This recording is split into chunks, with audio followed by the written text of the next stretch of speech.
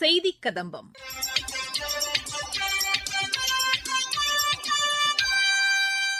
இன்றைய செய்திக் கதம்பத்தில் மத்திய அரசின் வளர்ச்சியடைந்த இந்தியாவிற்கான ஊரக வேலைவாய்ப்பு உறுதி மற்றும் வாழ்வாதார இயக்கம் குறித்து பயனாளிகள் அளித்த பேட்டி மற்றும் மத்திய அரசின் சமூக வலைதள பதிவுகள் ஆகியவை இடம்பெறுகின்றன. மத்திய அரசின் வளர்ச்சியடைந்த இந்தியாவிற்கான ஊரக வேலைவாய்ப்பு உறுதி மற்றும் வாழ்வாதார இயக்கம் பெரும் வரவேற்பை பெற்றுள்ளது. இந்த இயக்கத்தின் மூலம் வேலை நாட்கள் 125 நாட்கள் உயர்த்தப்பட்டிருப்பது வரவேற்கத்தக்கது என்று தமிழகத்தின் ராணிப்பேட்டை மாவட்டத்தை சேர்ந்த பயனாளிகள் தெரிவிக்கின்றனர். நீரின்றி அமையாது உலகு என்ற வள்ளுவரின் வாக்கின்படி நாட்டின் வளத்திற்கும் அடிப்படைக்கும் நீரை சேமிப்பதும் நிர்வகிப்பது நமது கடமையாகும். ஆகவேதான் நிலத்தடி நீர் மட்டத்தை உயர்த்த மத்திய அரசு பல்வேறு திட்டங்களை செயல்படுத்தி வருகிறது. அத்திட்டங்களில் ஒன்றான 100 நாள் வேலைவாய்ப்பு உறுதி திட்டத்தை விக்ஷத் பாரத் ஜி ராம்ஜி வேலைவாய்ப்பு உறுதி திட்டத்தினை 125 நாட்களாக மாற்றி அமைக்கப்பட்டுள்ளதால் கிராமப்புறங்களில் உள்ள ஏரிகள் ஓடைகளை தூர்வாரப்பட்டு புதிய குட்டைகள் வெட்டப்படுவதால் நிலத்தடி நீர்மட்டம் உயர்ந்து விவசாயத்திற்கு தேவையான நீர் பூர்த்தி செய்யப்படுகிறது. அதேபோல் நர்சரி அமைத்து இயற்கை வளத்தையும் பேணி காக்கப்படுகிறது. மேலும் இத்திட்டத்தினால் கிராமப்புறங்களில் உட்கட்டமைப்பு மற்றும் பொருளாதார வளர்ச்சி அடைவதாக ஜி ராம்ஜி பணியாளர்கள் தெரிவிக்கின்றனர். கருமாரி சார், நாங்கள் 100 நாள் வேலை செய்கிறோங்க. இந்த 100 நாள் அறிவிச்சதுனால எங்கள் ஏரியில தண்ணி வசதி வர்றதுக்கு ஒரு 20-30 குளம் வாரி இருக்கிறோம், காவாசு பண்ணியிருக்கிறோம். அதனால தண்ணி நல்லா வெட்டாமல் இருக்குது. அந்த குளத்துலையும் காவாலையும் தண்ணி நல்லா வருது. இந்த 100 நாள் வேலை திட்டத்து மூலயமாக 100 நாள் வேலையை 125 நாளாக கொடுத்துக்கிறாங்க. 290 ரூபாய் கொடுத்தாங்க முன்னாடி, இப்போ 336 ரூபாய் கொடுக்குறான்னு சொல்லியிருக்கிறாங்க. ரொம்ப சந்தோஷம் இந்த மத்திய அரசுக்கும் மாநில அரசுக்கும். நாங்கள் நல்லா பயன்படுறோம். சிறு சேமிப்பு குழந்தைங்களுக்கு சேர்த்து வைக்க, வீட்டு செலவுக்கு, பஸ் ஃபேருக்கு, எல்லாத்துக்கும் வீட்டு செலவுக்கெல்லாம் ரொம்ப யூஸ்ஃபுல்லாக இருக்குது. கொடுத்த மத்திய அரசுக்கும் மோடி ஐயாவுக்கும் ரொம்ப நன்றி. வணக்கம். என் பேர் அண்ணாமலை. 4 ஆண்டுகளுக்கு முன்னாடி ஜி ஆனந்தன் தலைவராக வந்ததுக்கு அப்புறம் நர்சரி ஆரம்பித்தோம். கிட்ட கிடைக்கிற வேப்பங்கொட்டை, இலப்பங்கொட்டை, புங்கன், நாவல், மருதம், இந்த மாதிரி பல வகை மரங்களும் அரிய வகை மரங்களும் விதைகளை வைத்து நாங்கள் பெட் அமைச்சு நாற்றுகளாக உருவாக்கி கவர் மூலியமாக செம்மண்ணும் மணலும் மக்கிய உரக்கலவையும் கலந்து அதை பேக் பண்ணி நாற்றை வளர்த்து அதில் பேக் பண்ணி செடியை வளர்த்து 1 அடியிலேருந்து 5 அடி 6 அடி அந்த அளவில் இருக்கிறப்போ மாவட்ட ஆட்சியர் அனுமதியோட 55 பஞ்சாயத்துக்கும் இங்கிருந்து போகுது. அந்த அளவில் எந்தெந்த அளவில் கேட்குறாங்களோ அந்த அளவில் கொடுத்து அனுப்பி நட வைக்கிறாங்க. சாலையோரம் இருந்த மரங்களை வெற்ற இடத்துல எங்கள் ஊர்லேருந்து வளர்ந்த மரக்கன்றுகள் போயிட்டு நடுறப்போ எங்களுக்கு மிகவும் மகிழ்ச்சியாக இருக்குது. 100 நாள் திட்டத்தின் மூலியமாக தான் இந்த நர்சரியை பராமரிச்சுட்டோம். இங்கிருந்த வேலைகளை எல்லா வேலையுமே அந்த 100 நாள் திட்டத்தின் மூலியமாக தான் செய்துட்டு இருக்கோம். இப்போ இந்த 100 நாள் திட்டத்தை 125 நாளாக மாத்துறதுனால எங்களுக்கு இன்னும் நிறைவா இருக்கும். இன்னும் பல மரக்கன்றுகளை உருவாக்கத்துக்கு எங்களுக்கு வாய்ப்பு கொடுத்துருக்காங்க. இந்த வாய்ப்பு கொடுத்த மத்திய அரசுக்கும் இந்திய பிரதமர் மோடி ஐயாவுக்கும் நன்றி. திருப்பத்தூர் மற்றும் காஞ்சிபுரம் மாவட்டத்தை சேர்ந்த பயனாளிகள் தெரிவிக்கின்றனர். என் பேர் ஆர் சுப்பிரமணியன். திருப்பத்தூர் மாவட்டம் 100 நாள் வேலை திட்டத்தை 125 நாளாக ஆக்கியுள்ளதற்கும் 60 நாள் அறுவடை செய்வதற்கும் களைபணி எடுப்பதற்கும் ஒதுக்கி இருக்கிறார்கள். 60 நாளை விவசாயிகளுடைய சார்பாக நன்றியை தெரிவித்துக் கொள்கிறேன். நான் திருப்பத்தூர் மாவட்டம் மெட்டூர் அப்படின்ற வில்லேஜிலிருந்து அச்சுதானந்தம் பேசுகிறேன். இந்த 100 நாள் வேலை வாய்ப்பு பணிகள் 125 நாட்களாக அதிகப்படுத்தியிருக்கிறாங்க.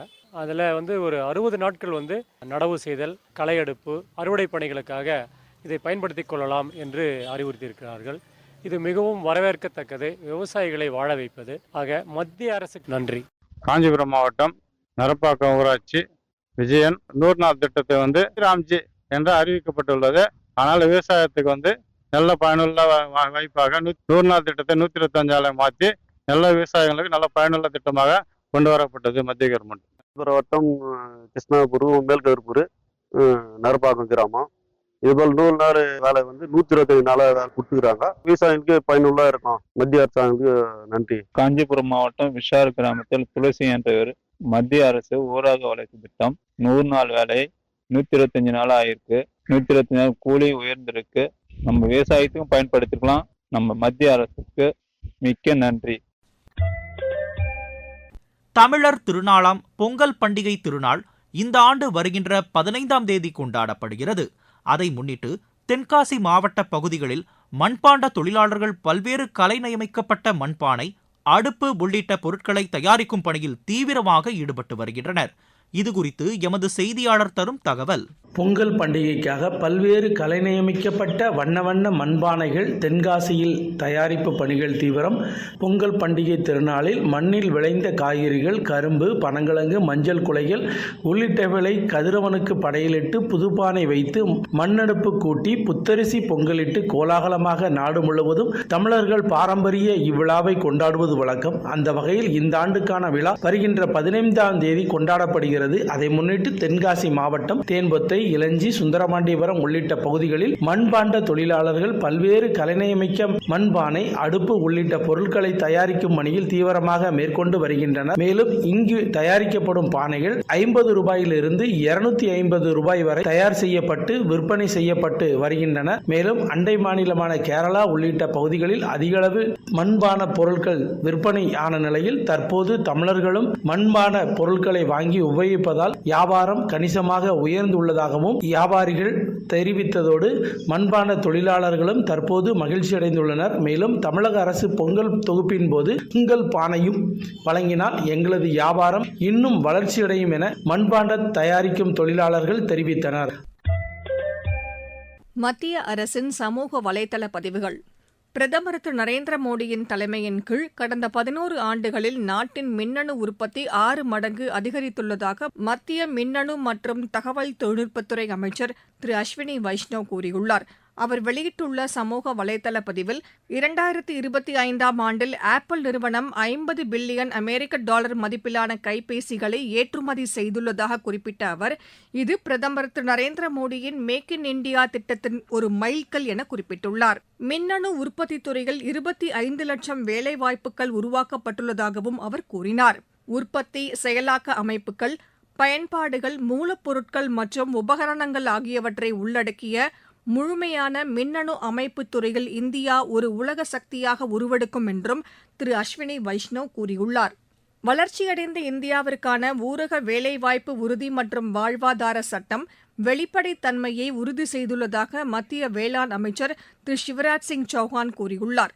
தமிழகத்தின் ஈரோட்டில் இன்று விவசாயிகளை சந்தித்து உரையாற்றியது குறித்து தமது சமூக வலைதளத்தில் குறிப்பிட்ட அமைச்சர், இத்திட்டத்தின் கீழ் பயனாளிகளுக்கு வழங்கப்படும் வேலை நாட்கள் 125 நாட்களாக உயர்த்தப்பட்டுள்ளதாக கூறியுள்ளார். மேலும் கூலித்தொகை காலதாமதமின்றி பயனாளிகளின் வங்கிக் கணக்கிற்கு நேரடியாக சென்றடையும் என அமைச்சர் உறுதியளித்தார். ஒருவர் வேலை செய்த நாளிலிருந்து 15 நாட்களுக்குள் கூலி வழங்கப்படவில்லை என்றால் சட்டப்படி நடவடிக்கை எடுக்கப்படும் என்றும் திரு சிவராஜ் சிங் சௌஹான் குறிப்பிட்டுள்ளார். தமிழகத்தில் மத்திய உள்துறை அமைச்சர் திரு அமித் ஷா மற்றும் மாநில தலைவர் திரு நயனார் நாகேந்திரன் உள்ளிட்ட பலருடன் இன்று பொங்கல் கொண்டாட்டங்களில் பங்கேற்றது மகிழ்ச்சியான அனுபவம் என்று மத்திய அமைச்சர் திரு பியூஷ் கோயல் கூறியுள்ளார். தமிழக விவசாயிகளின் இடைவிடாத உழைப்பு, திடமான மனப்பாங்கு மற்றும் மாநிலத்திற்கு அவர்கள் அளித்து வரும் பங்களிப்பிற்கு தமது நன்றிகளை தெரிவித்துக் கொள்வதாகவும் திரு பியூஷ் கோயல் கூறியுள்ளார். நடப்பாண்டு ரபி பருவத்திற்கான ஊட்டச்சத்து அடிப்படையிலான மானிய திட்டங்களுக்கு மத்திய அரசு ஒப்புதல் வழங்கியுள்ளது. இந்த மானியம் DAP, NPKS உள்ளிட்ட பாஸ்பேட் மற்றும் பொட்டாசியம் உரங்களுக்கும் பொருந்தும் என கூறியுள்ளது. சமநிலை உர பயன்பாடு, மண் ஆரோக்கியம் மற்றும் நீடித்த விவசாயம் ஆகியவை இத்திட்டத்தின் மூலம் உறுதி செய்யப்பட்டுள்ளதாக மத்திய அரசு தெரிவித்துள்ளது.